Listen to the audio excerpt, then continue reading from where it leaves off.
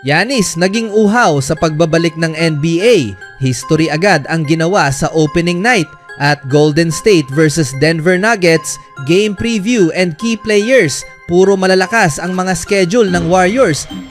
Binuksan ng Milwaukee Bucks ang kanilang 2025-2026 NBA season sa kamangha-manghang paraan matapos tambakan at talunin ng Washington Wizards sa score na 133-120 sa Pfizer Forum nitong araw. Pinangunahan ni Giannis Antetokounmpo ang team sa pamamagitan ng 37 points, 14 rebounds at 5 assists sa loob lamang ng 27 minutes ng paglalaro. Napakataas ng kanyang bisa. Tinamaan niya ang 16 of 26 attempts mula sa field, 4 of 7 sa free throw line at 1 of 3 mula sa 3-point range. Sa kanyang 14 rebounds, 12 ay nagmula sa offensive glass na tumulong upang mapanatili ng Milwaukee ang kanilang kalamangan sa buong laban. Ang kanyang plus and minus na plus 10 ay nagpakita ng impluensya mula sa loob hanggang sa labas ng paint.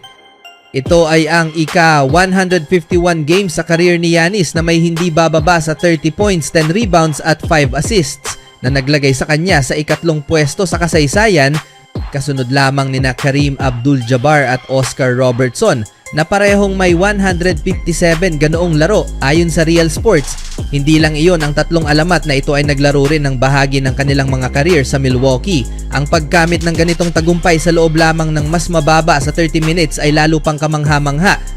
Pumasok siya sa NBA season matapos ang abalang summer kung saan kinatawan niya ang Greece sa Eurobasket.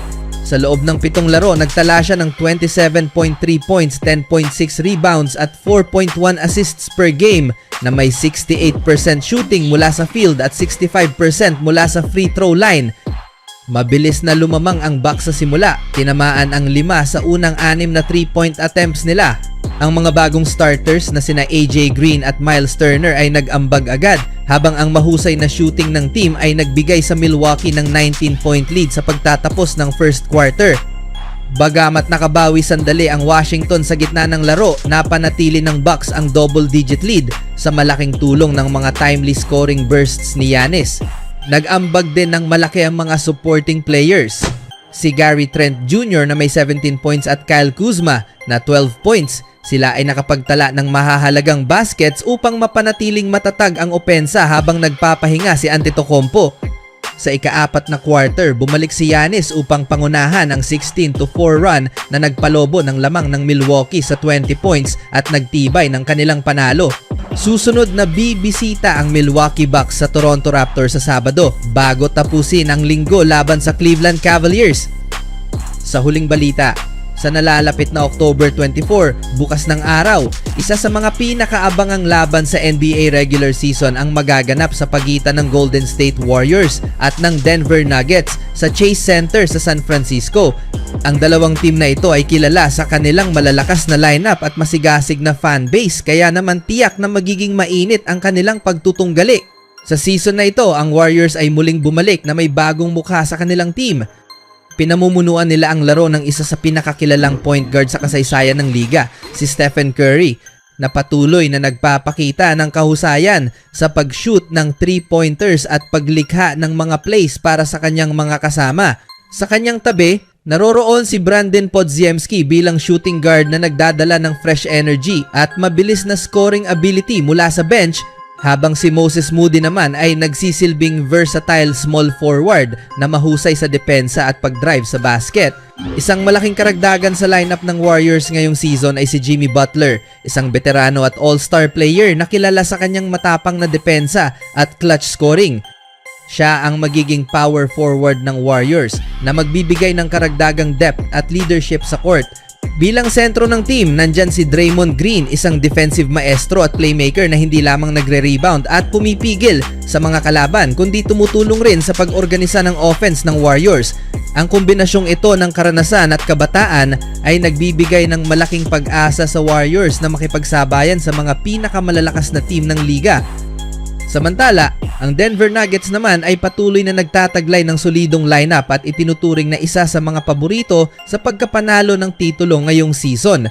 Ang kanilang team ay pinamumunuan ng reigning MVP na si Nikola Jokic Nakilala hindi lamang sa kanyang kakayahan sa pag-score kundi pati na rin sa kanyang kakaibang husay sa pag-assist at pagkontrol ng laro mula sa center position. Sa posisyon ng point guard nandiyan si Jamal Murray, isang mabilis at matulin na scorer na kayang magdala ng malalakas na atake laban sa mga depensa ng kalaban.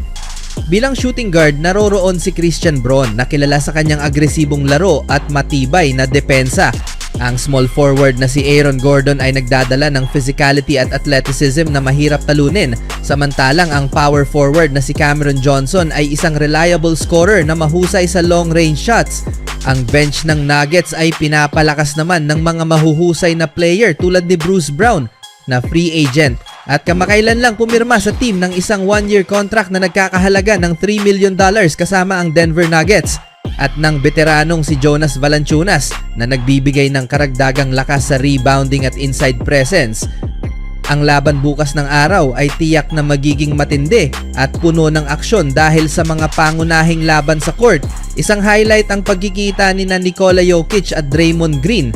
Si Jokic na may pambihirang kakayahan sa playmaking mula sa posisyon ng center ay isang malaking hamon para kay Green na kilala sa kanyang mahusay na depensa at kakayahang kontrolin ang laro.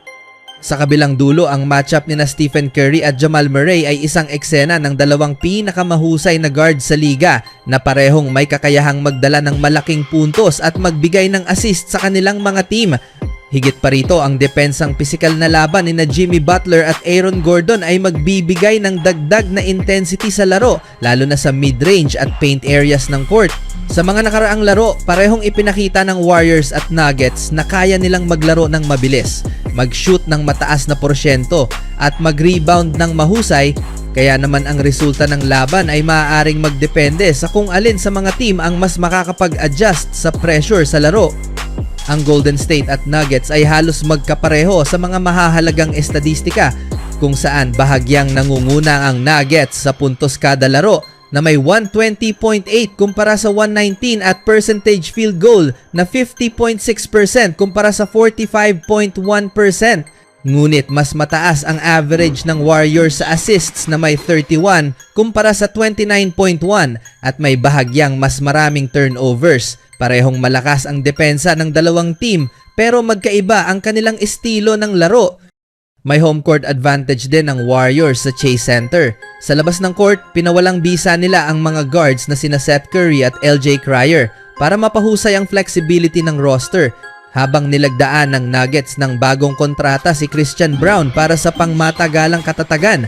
Ang nalalapit na laro sa October 24 ay inaabangan ng marami. Tampok ang mga star players na sina Curry, Butler, Jokic at Jamal Murray.